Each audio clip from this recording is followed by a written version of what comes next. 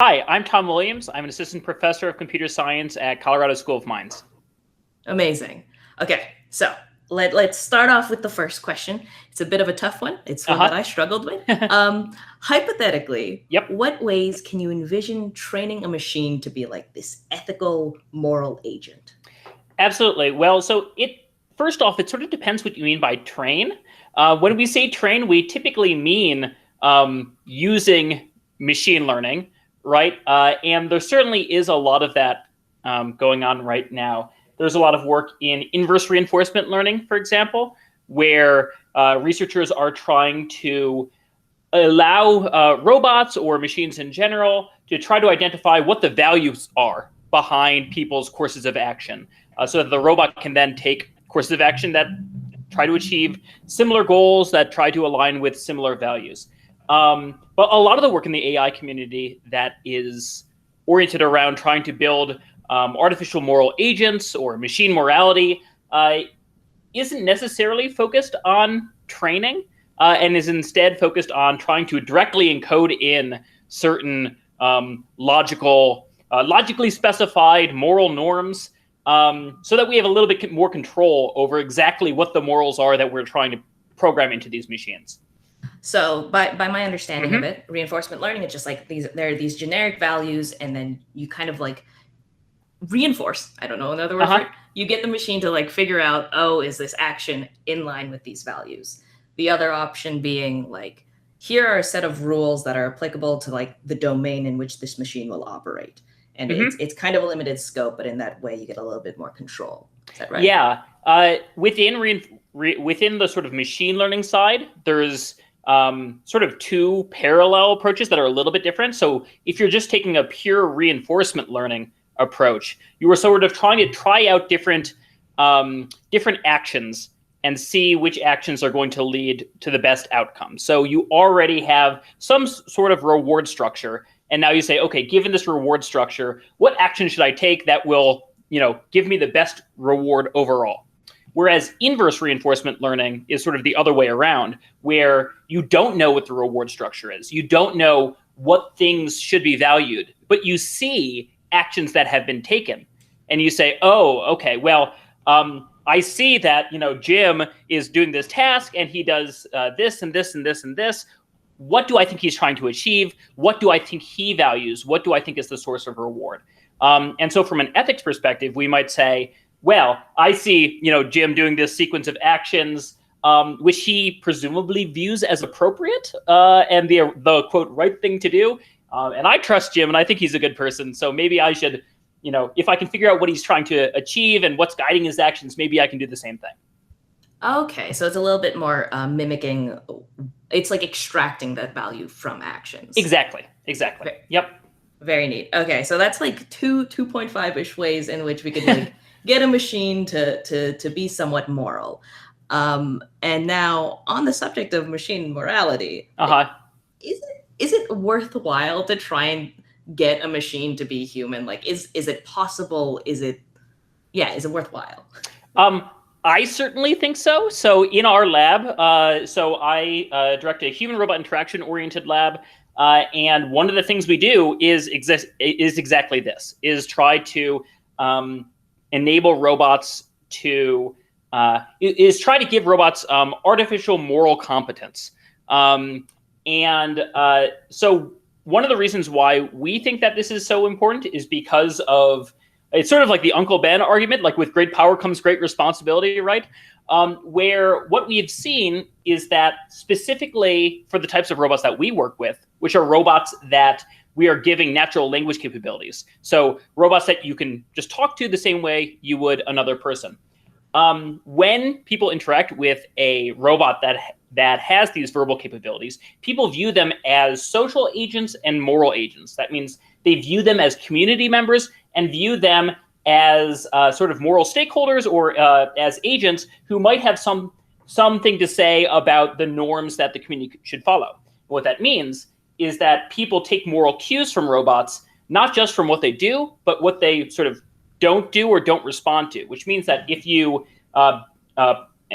suggest something that's unethical, or do something that's unethical and the robot doesn't sort of push back or call you out, then people can take that as tacit approval.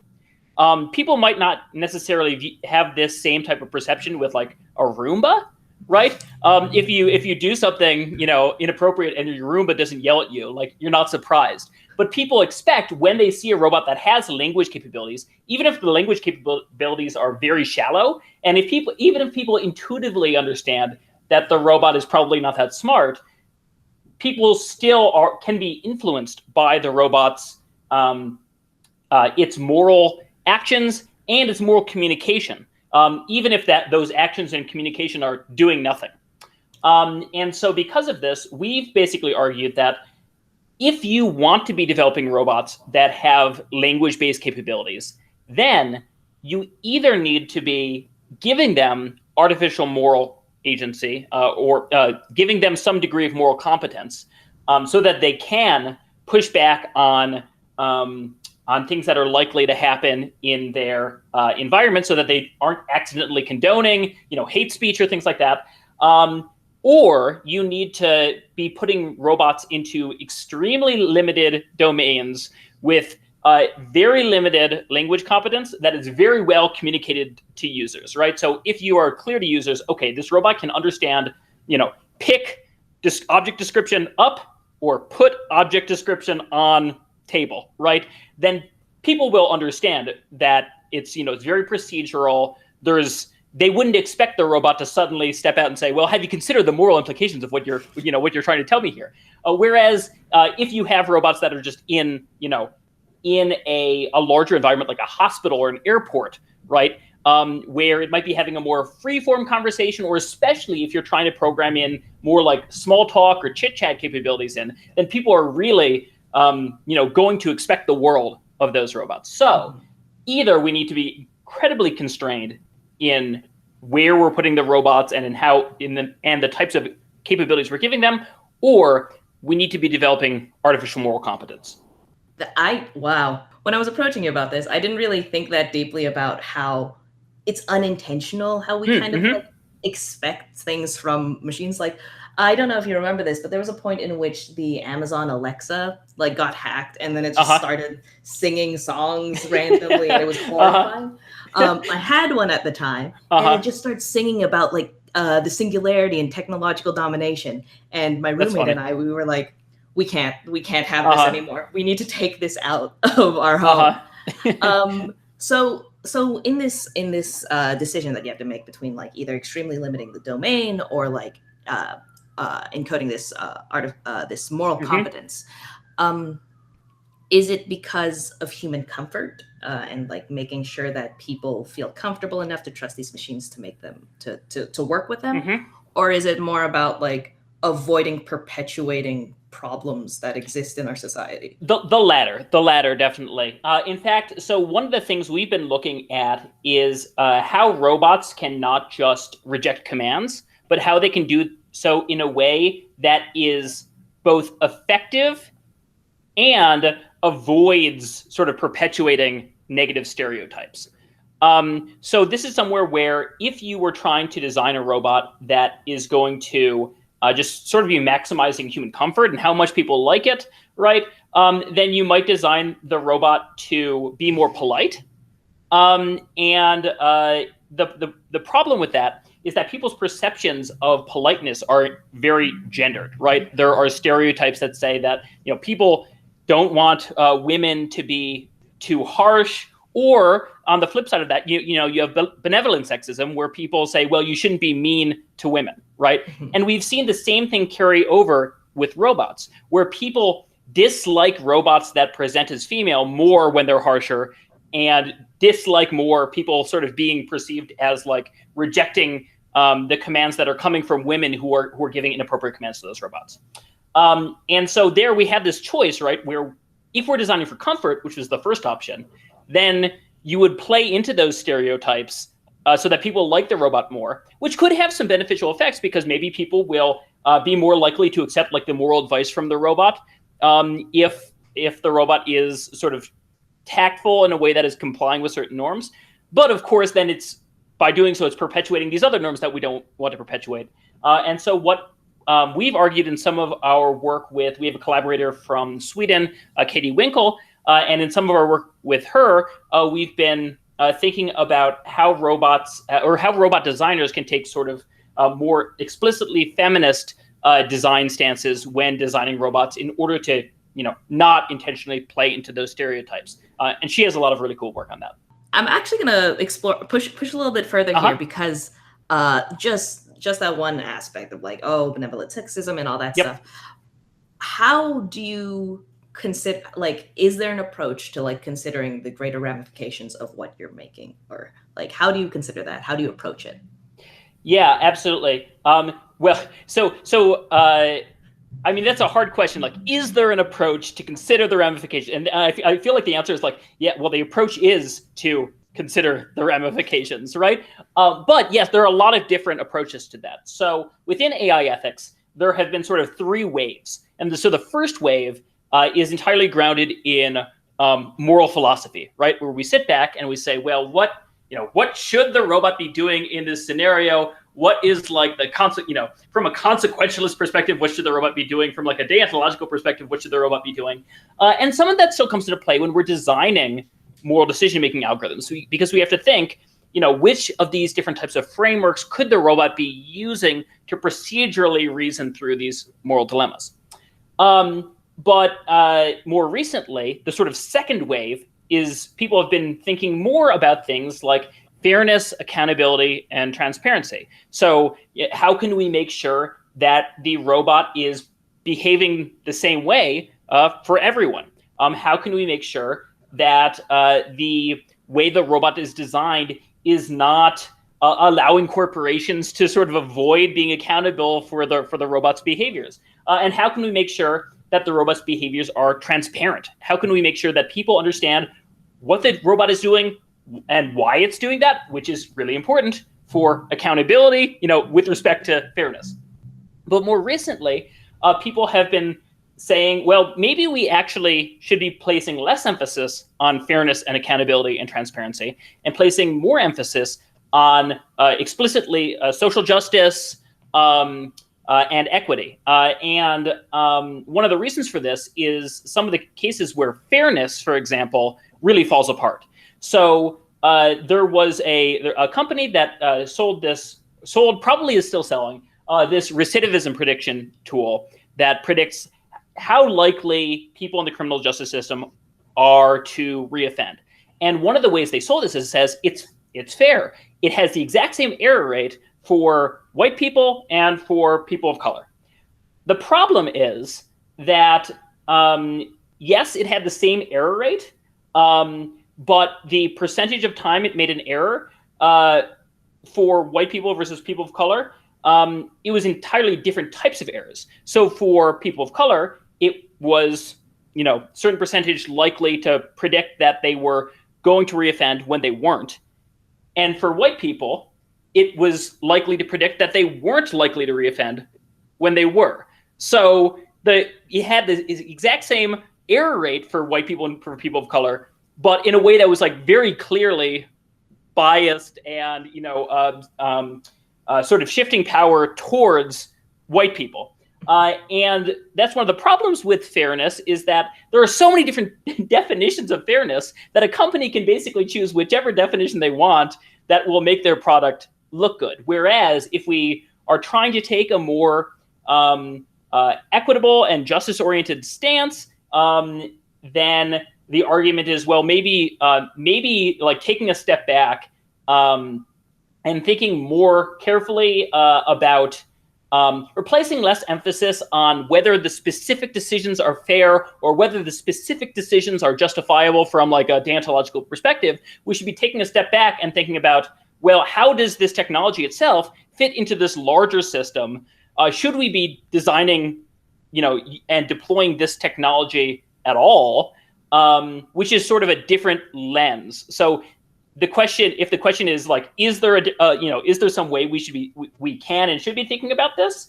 There are lots of ways that we can and should be thinking about this, and I think all these different perspectives have their place. But I think these more recent approaches that are focused more on sort of systems level thinking and thinking about how the technology fits into the society rather than just analyzing sort of one-off decisions, are really powerful. That is an excellent point. Speaking of all of these ways, all of these approaches, let me present to you my approach to designing an ethical machine. Feel free to rip it apart. Okay. Ready? I generated a bunch of different scenarios in which people have the opportunity to act as a moral agent. I'm going to send it to a bunch of my pals who I trust. They're not terrible people, and they will act. They will make a choice. And then I'm going to put it in front of the machine and say, hey, learn how to mimic these decisions. It's a very limited domain. It's basically like it's either 0 or a 1. That's the only choice it has to make. Do you see any problems with that approach in this crowdsourcing of ethics? Yes. So, this is very similar to MIT had this project called the Moral Machines Project, which published in Nature, and they did this with two major differences from what you described. The first is instead of just like a couple of your friends, they did it with like thousands of people on the internet. And two, you said that like your friends are, pretty good people. I'm not saying that the people in the Moral Machines experiment were not pretty good people, but it was, just random people on the internet. And people have pointed out a couple different problems with this type of approach. So first off, unsurprisingly, moral philosophers have been kind of unhappy with the idea that we should be doing ethics in this way by just like going people and say, well, how do you feel about this? And then saying, well, John was okay with this. Maybe we should be okay with this as well. As opposed to, again, carefully thinking through and trying to justify whether these actions are right and wrong. And moreover, though, I think that this second approach of fairness, accountability, transparency here can be really helpful for analyzing the exact problems with this type of approach. So first, like fairness, again, ignoring the problems that we just talked about with fairness specifically, in terms of the ways that the different ways you can define it. Regardless, what you're doing when you're crowdsourcing ethics in that way is basically saying that whatever people's moral intuitions were, that's what we're going to go with. And we know that there are a lot of people who have really bad moral intuitions, right? And so all of the biases that people might have in terms of racism and sexism, but especially in the Moral Machines experiment with like ageism and ableism, right, are all going to be encoded into that decision-making process. In fact, there's a computer scientist from Georgia Tech, Ron Arkin, who his whole idea is he wants to build robot soldiers and give them to the military. And the reason why he wants to do this is to try to make the military more ethical. So he has this long list of really compelling statistics of like people in the military and their willingness to sort of go along with like potential war crimes and things like this, which is not necessarily saying that the people who are serving the military are bad people, but rather that the situations into which they're placed and the way that this has sort of affected them maybe changes the way that they're viewing and are able to perceive their environment in ways that, like, for people who are, maybe a step back, it might not be great. And so his idea is, he has this idea of the ethical governor, which is this moral decision-making system that can plop down on top of, some other decision-making system in order to try to avoid those types of problems, those types of biases. So that's a problem for fairness. And just as a side note there, with the Moral Machines experiment, right, what they did is they had trolley problems, and they asked people, it was like, all right, so you've got like, 3 women over here, and you've got like 2 doctors over here. Who do you kill, right? And one thing that some philosophers or law scholars have pointed out is, well, this is sort of presuming that, well, one, that those labels mean something, that like I said, like 3 women over here. Well, if in this system it's treating like gender as a binary, well, that's like an assumption that we might want to interrogate. But also, like, if like you just have like doctors as a category, well, like, what does that mean? Like an article I was reading pointed out, like, well, like Larry Nassar was a doctor, right? But like we may not,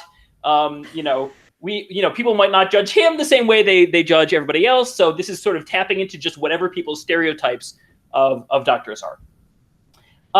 The second piece then is accountability, right? And so when I talked about accountability before, that's like, are we able to hold companies accountable? And I think with this type of crowdsourcing approach, it would be really easy for companies to say, okay, well, the machine is going to do whatever it's going to do because that's just like what the training data says, right? If they deploy it, well, this might sort of allow them to get away with not actually thinking through the ethical dimensions, because they can just say, well, we have some training data.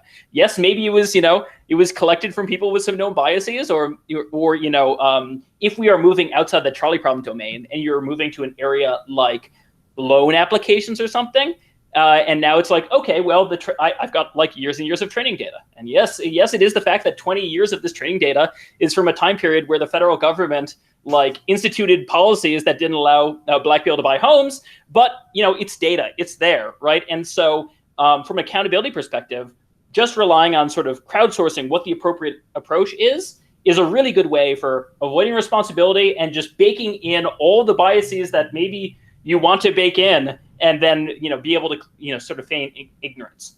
And then the last piece again of transparency is really closely related. From a transparency perspective, we might want to ask, why is the machine making this decision? And if it's just, well, that was the trend in the data, like that's not terribly compelling. And I think this is really important for us who are working in robotics, because we don't want, when we talk about moral competence in robotics, it's not just making moral decisions. It's making moral decisions, but it's also judging the moral decisions of others, and it's talking about them. You want robots to be able to identify problematic behavior and call it out in certain circumstances, or you might want robots to be able to explain the behavior of why they are doing something. And it's much, much easier to do that, to be able to generate those types of explanations, if you're grounding your moral decisions in norms, than if it's just that's the pattern in the data. In our own work, we are sort of taking a bit of a hybrid approach where we've been looking at ethical traditions outside of sort of Western ethics. So we've been looking at like Confucian role ethics, which is much more grounded in sort of the roles people play in society and their relationships with others, with the idea that, well, maybe we can if we allow robots to ground their justifications for these moral decisions or moral judgments in these roles and relationships, then we can get people to sort of be more aware and sensitive to that social context, as opposed to just sort of narrowly focusing on the specific, the rightness or wrongness of the specific actions. And then the last thing I'll say here is that, so this isn't to say that machine learning doesn't have a role to play here, right? You still might need to learn what norms are. You might need to learn them over time, and you might need to adapt your moral beliefs based off of what you're observing. But no matter sort of what framework you're using, when you are learning new beliefs or when you are sort of encoding in those beliefs by hand, it's really important to interrogate like where that knowledge is coming from. And so at the very beginning, when I was talking about the inverse reinforcement learning approach, a lot of the people who are doing that are explicitly doing it from like a virtue ethics theoretic perspective, where it's not just, well, let's observe random people on the street and try to determine what their values are. It's, let's consider like Anna. Anna is a great person. She is like a paragon of virtue. We're going to study her, have the machine study her actions and learn what to do because Anna satisfies these particular traits that we know we want the robot to be able to learn. And so the point is sort of giving the robot exemplars or training data that you can be confident of and that you have vetted. Not to say that people on the internet are not good. I mean, I'm on the internet, right? But we need to be careful and intentional.